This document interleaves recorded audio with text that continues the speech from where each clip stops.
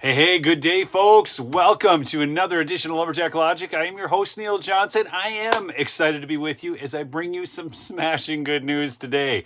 People, there is a forgotten case that many of you have probably never even heard of. Some of my longtime listeners will have. I've got a friend who's covered this case relentlessly, over the course of the years. And it actually is from 2017, and it's going to have a major impact on the Trump cases moving forward. This is in addition to the fact that now Trump has had another co-defendant plead not guilty and say, I am not bowing my knee because I did not do anything wrong. I remember other people have contested whether or not they felt elections were safe and secure. Okay, this goes back to Ruby Freeman, it goes back to Al Gore, it goes back to Hillary Clinton, and on and on. And they're all fine, but somehow Trump's the big bad guy here. So please do me a favor. There's 122 of you on, only 40 likes. Please smash the like. It will definitely help get this stream out there. And this really is some great news. Also, if you would, please chat in with where you're from. I see Fred from Bainbridge, Georgia. Oh, Fred, you're going to love this because this is a Georgia case. Dothan, Alabama here. Irene, good to see you on. Karen is in from Georgia. So I got a lot of Georgia people on. So if those of you in Georgia may have been following this case along the way. So I'm actually going to be looking at three in total separate cases and how these are going to commingle together. And the results of one, how it's going to affect the other. Thank you so much, people, for smashing that like. I saw that go way up. Thank you. So it was now we're up to 193 people on. See, it happens just like that. Anyways, thanks. I'm glad my haircut looks good to you. So want to mention my sponsor. That's right, MyPillow. MyPillow.com. Promo code Lumberjack for big savings, people. I think they have that hot deal still going on the towels. I highly recommend those towels. The only towel I use. I love it. Danielle says, nothing can stop what's coming. Well, let me tell you a little bit about what's coming. So there's obviously, let me just first give you where I'm going with this. There's a forgotten case in Georgia that's going to affect the outcome of the current case in Georgia, but it's also going to, I've got other things that have happened with Jack Smith down in Florida. So we're talking about two separate cases here. But then this will also then affect the DC case. So we're really getting an effect from one forgotten case on two cases and then a ruling out of Florida. So you stick with me through this. Hey, Rainmaker, good to see you on. So let me start with this. So this was big news on Friday. This broke. A federal judge, Amy Totenberg, some of you will recognize that name, issued an order on November 10th denying the Georgia Secretary of State Election Board motion to dismiss the Curling v. Raffensperger case. So the Secretary of State claimed Dominion was secure. Now, this is a quick question. I want to know the answer to how much I need to go into this Curling v. Raffensperger. Are any of you familiar with this case at all? Curling v. Raffensperger from 2017 that was amended in 2019. So quick, just answer in the chat. Are you familiar with Curling v. Raffensperger or no? Yes or no?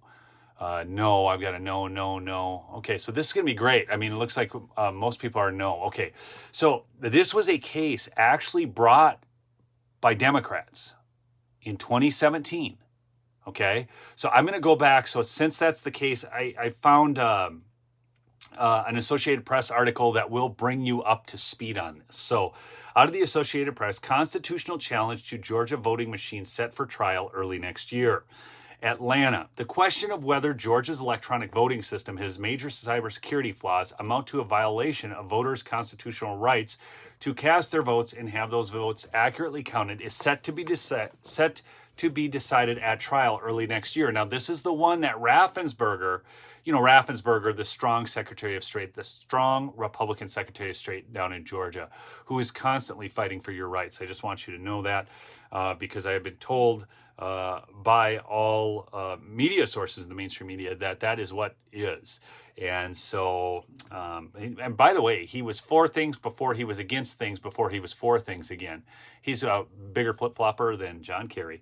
Anyways, U.S. District Judge Amy Totenberg issued a 135-page ruling. I'm going to give you just a couple highlights out of that. I mean, it's 135 pages. I can't, go on it at length, but a 135-page ruling late Friday in a long-running lawsuit filed by activists who want the state to ditch its electronic voting machines in favor of hand-marked paper ballots. Again, people, remember, Democrats brought this case in 2017. It got amended in 2019, okay? The state had asked the judge to rule in its favor based on the argument and facts that in the case without going to trial, but Totenberg found there are material facts in dispute that must be decided at the trial. I'm going to give you a little bit of those material facts, but first, she said a January 9th bench trial. That means there's going to be no jury, people. She also suggested the two sides work together to reach a resolution. Now, I want you to go down this road with me, because if the Georgia Secretary of State works together with the other people to get to a resolution, what have they then just admitted to? This is why they will not do this, okay? Because you guys know, right? I mean, if they're going to work to make a resolution out of this, then it's going to be saying, well, maybe there were some issues. Now, listen to this too, because I think this is really important. She said the court cannot wave a magic wand in this case to address the varied challenges to our democracy and election system in recent years, including those presented in this case. But reasonable, timely discussion and compromise in this case, coupled with prompt, informed legislative action, might certainly make a difference that benefits the parties and the public. Now, here's what's key in that. She is saying that, this isn't in the court's purview, it's in legislative action. But then, so this is even aside from how I'm really going to connect this together, but I want you to ask this question then. If that's the case, right? If the court can't wave a magic wand and this is through informed legislative action, then how come all informed legislative action was attacked? I mean this, okay? And that is before the election and then ex post facto, okay? So why then was that not dealt with at that time? Because the courts came out, opposed the legislator, and basically allowed the Secretary of States in these states to make their, it's not rulings, what's the word, people? I just lost the word. It's sitting there on the tip of my tongue, where they told them to do something that wasn't even passed as law. Guidance, okay? That guidance is the same thing that Megan Wolf just got impeached for in Wisconsin, okay? All right. The lawsuit was filed by several individual voters and the Coalition of Good Governance, which advocates for election security and integrity, against Georgia Secretary of State Brad Raffensperger and members of the state election board. It claims that the current configurations of the state's system presents a threat to rights of the people to have their votes counted as cast. It spawned an expert report that identified vulnerabilities in the election system used in Georgia that led to a federal cybersecurity agency to issue an advisory to jurisdictions that use the equipment, and has prompted some Georgia Republicans to call for abandoning the machines. Smash that like if you would. Let's help get this out, okay? Let's see.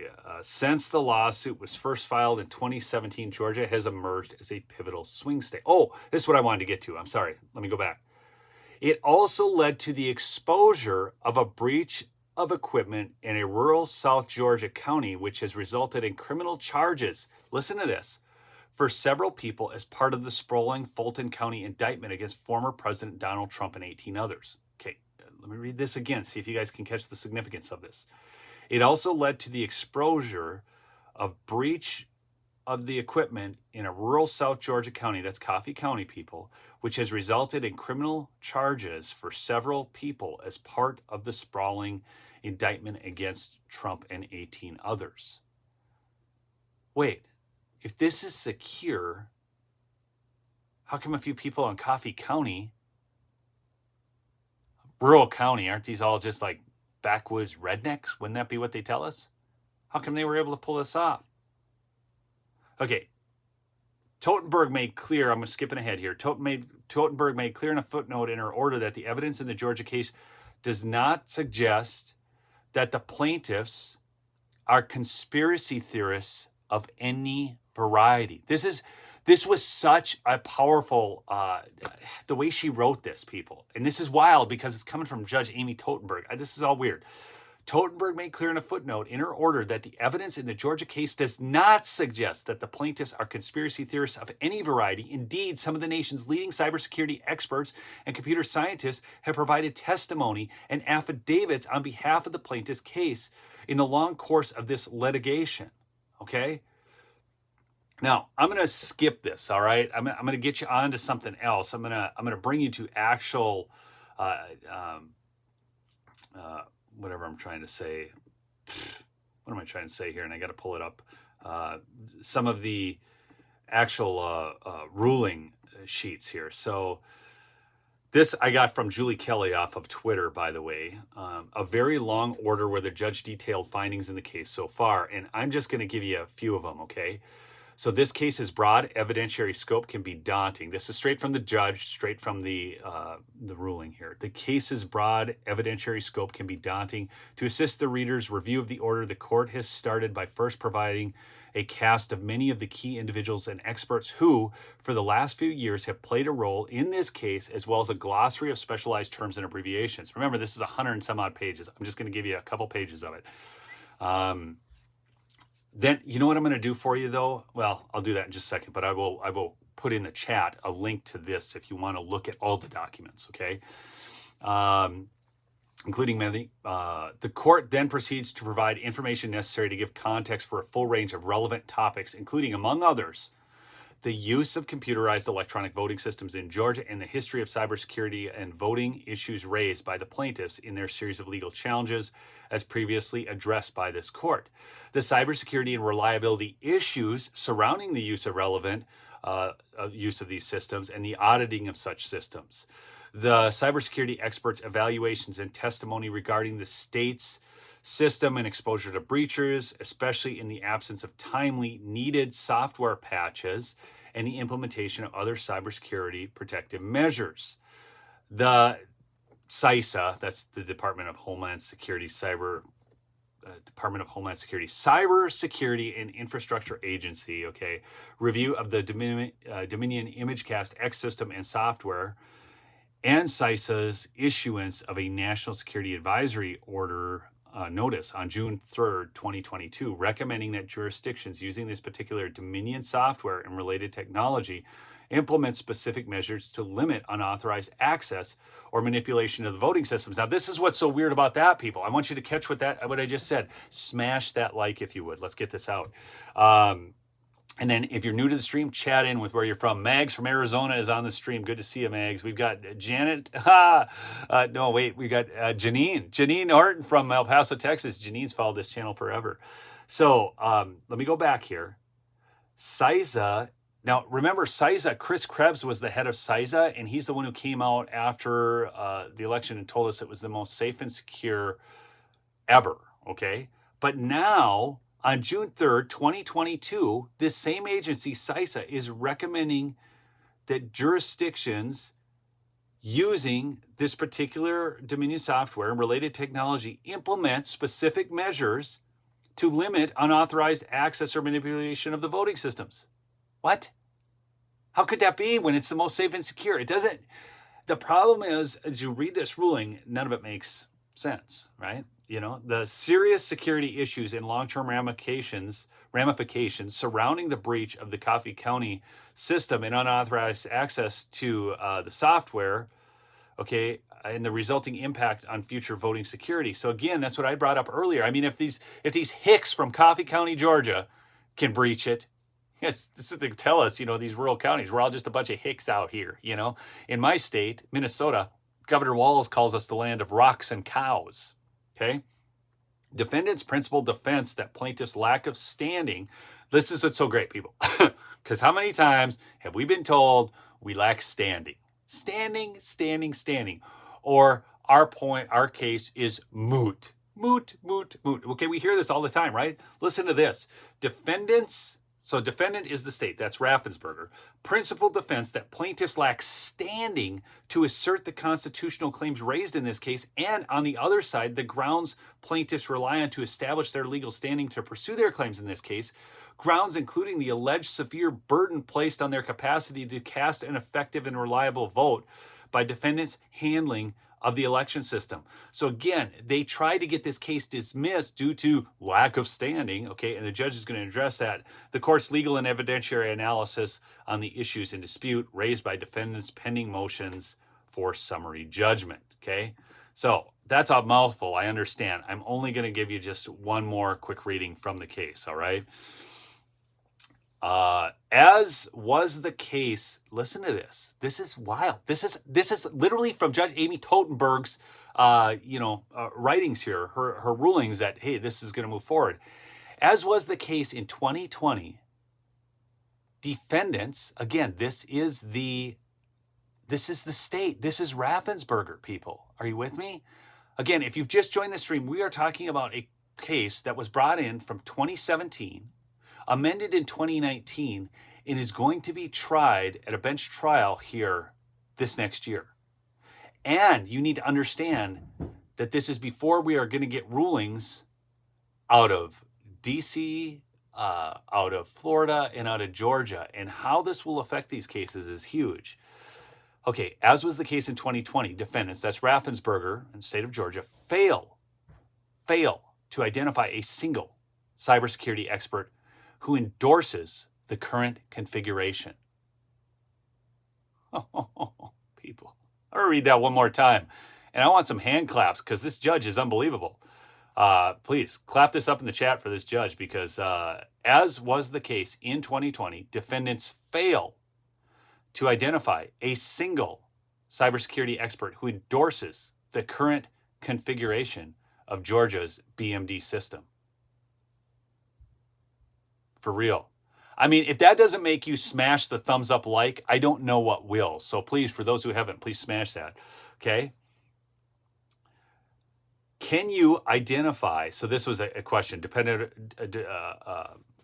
Michael Barnes, Director of Election Center, Director for Georgia, Secretary of State. Question, can you, this is from a previous document that she's including, can you identify one cybersecurity expert that has endorsed the current Georgia system as a reliable voting system? This is the guy, this is the Election Center Director from the Secretary of State in Georgia. Okay. Question, can you identify one cybersecurity expert that has endorsed the current Georgia system as reliable? The answer, I cannot. He had a two-word answer. I cannot.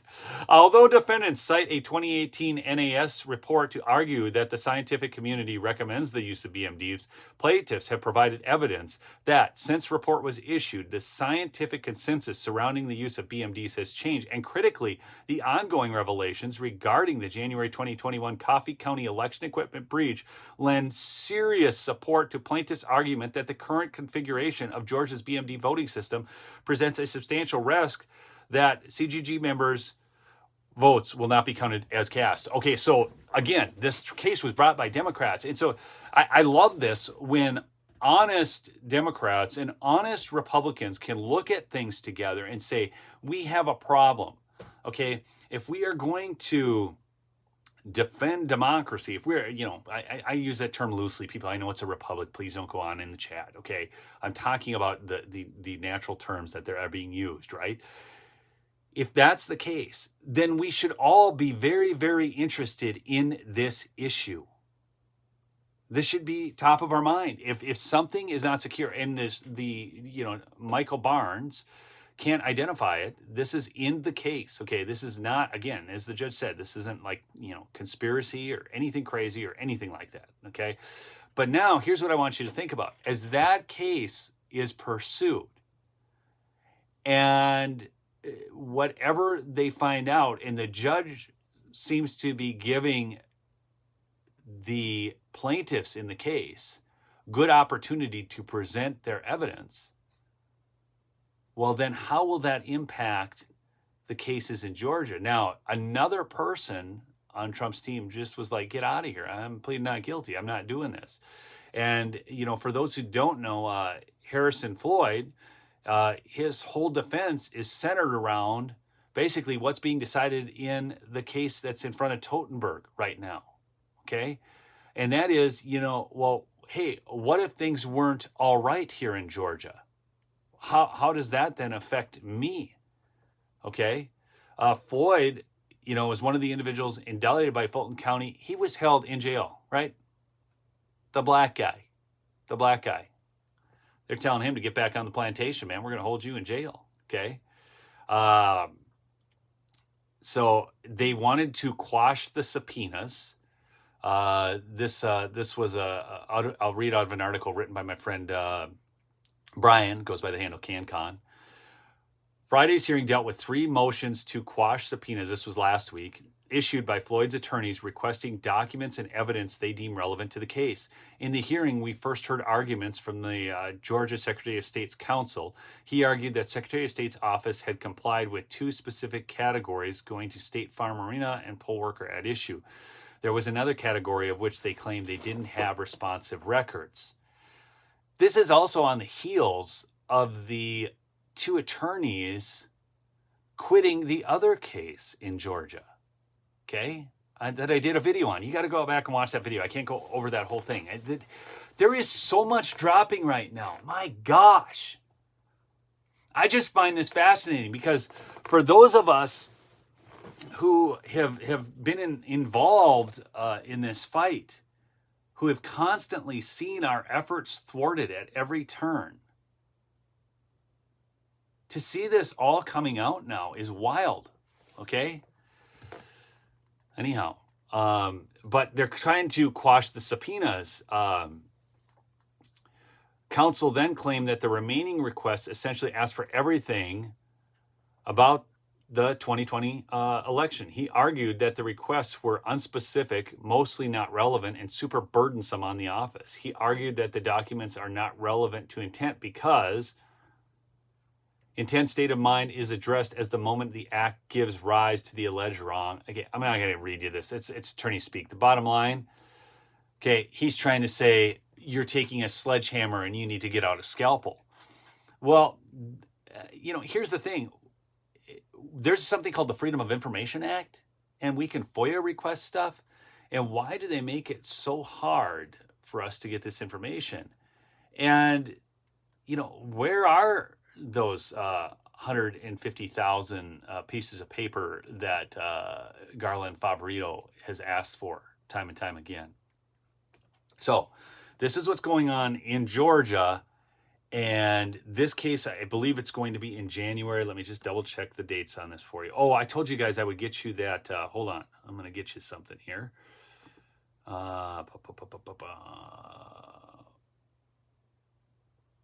Right here. This is a Google Drive.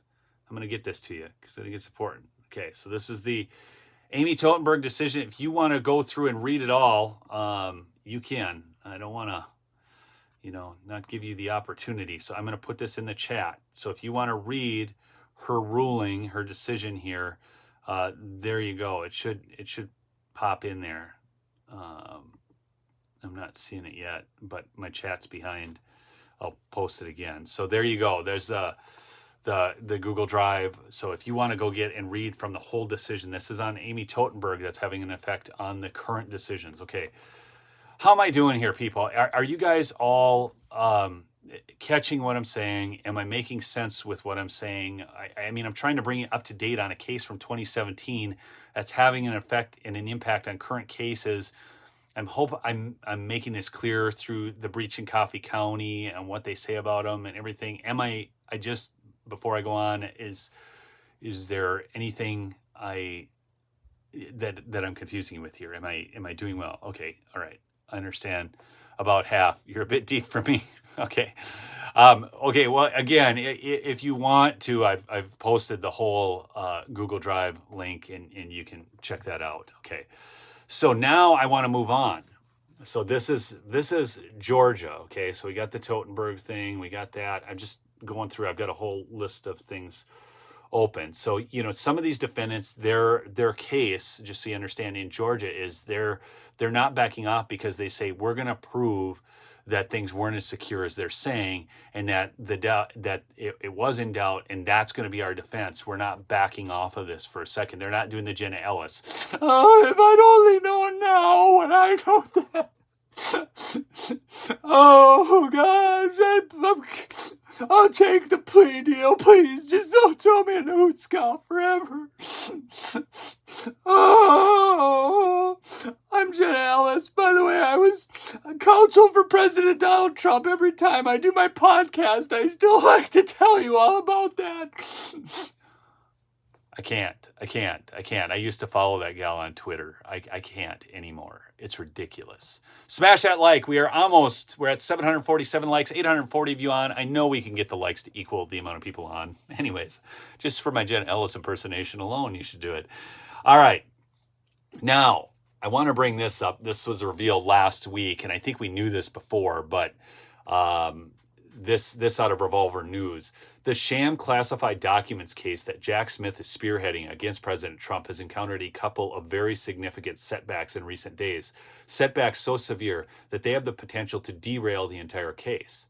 President Trump says he has evidence that the Biden administration colluded with various federal agencies to arm Jack Smith with the ammunition for his indictment. Furthermore, he has disclosed an additional bombshell that could once again shake the foundation of the case. The paperwork shows that President Trump maintained an active security clearance at the very time when Jack Smith indicted him in the documents case, a fact that the Biden regime was well aware of. So, the Biden regime was working in concert with federal agencies when they clearly said all the time that they weren't, which we knew was a lie at the time, okay? But not only that, President Trump had maintained an active security clearance, and they were aware of that. Now, here's where it gets even better. The judge declines. This is going to sound negative to you people, okay? Thank you, Janine. I thought good. I'm glad you all liked my impersonation of Jenna Ellis. I try. All right, I'm going to try and keep this around half an hour, so I've only got a few minutes left. So judge declines for now to push back Trump's classified documents trial, but postpones other deadlines. This is Judge Cannon out of Florida. Okay, so now this is going to sound like a negative headline because you're going to say, well, the judge declines for now to push back Trump's classified documents trial, but postpones other deadlines. You need to read further into this, okay? She said, I want you to hear this, a federal judge in Florida on Friday declined to delay Donald Trump's classified documents trial, calling the request by the former president's defense lawyers to postpone the date premature. That's all she said. It was premature. That does not mean that she won't, and I bet she will. But she pushed back other deadlines in the case and signaled that she would revisit the trial date later. Okay, are you guys with me? Okay, the ruling from U.S. District Judge Eileen Cannon means that the trial, for now at least, remains scheduled to begin on May 20th, 2024, despite efforts by the Trump team to postpone it until after next November's presidential election. I want you to understand that when judges make rulings like this, they very much they have an awareness of the press and how things are going to be postulated, I should say, okay? Deborah said something. I want to address this real quick. I'm going to get back to this. But Deborah said, screw their plan and write in Trump names if you have to. People, write-in campaigns don't work. Most of the electorate is very ill-informed. We have got to fight this tooth and nail to keep Trump's name on the ballot. And I that's a different case anyways. And I got to tell you, it's not going to work. Okay? It's not going to work. Donald Trump will be on the ballot. And there's no way a write-in campaign is, this goes back to, I got to get back to this article. I'm going to end up taking a couple extra minutes here, but this goes back to everybody who says, screw the Republican Party, do a third party. That's political suicide, people. A third party will not be viable for a number of years. Do you want to give up 10 years of this nation in the current decline that it's in? I have said this before. I will say it again. I have been a delegate to state convention. I've been active in the Republican Party. The only way we are going to win this battle is if you, that's right, you in my audience, get involved at the grassroots level, go to your local precinct caucuses, get involved in primary elections, get involved, man. You will not win sitting on the sidelines. Okay? Please, get this third party idea out of your freaking head. In fact, I keep telling you people I'm going to get this video on Ronna Romney McDaniel done, but it's probably going to have the lowest click-through rate because I don't even know how to title it, and that's how this YouTube world works. So I need you to subscribe and turn on your notifications, and so when I drop this video, you can share it everywhere. Because I'm telling you, it's just not going to do good in the algorithm because it'll probably be a 9-minute video. I've got so many great video clips here that I want to share. But you have got to continue the call. You build momentum, people. Public opinion actually does matter. So we need to build momentum for the case to get rid of Ronna Romney McDaniel. And for all of you who would say, because you know that I will not sit and just slice and dice every Republican out there because of each individual vote, okay?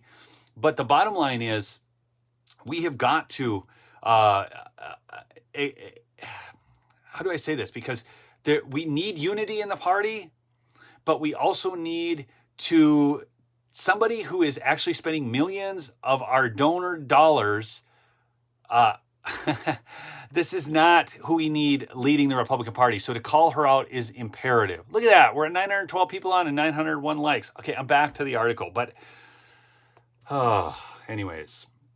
Trump's lawyer had argued that they need more time to review the large trove of evidence. This is back to Eileen Cannon, all right, which they had been presented, and also cited scheduling challenges resulting from other legal cases against Trump, including 3 additional criminal prosecutions for which he is awaiting trial.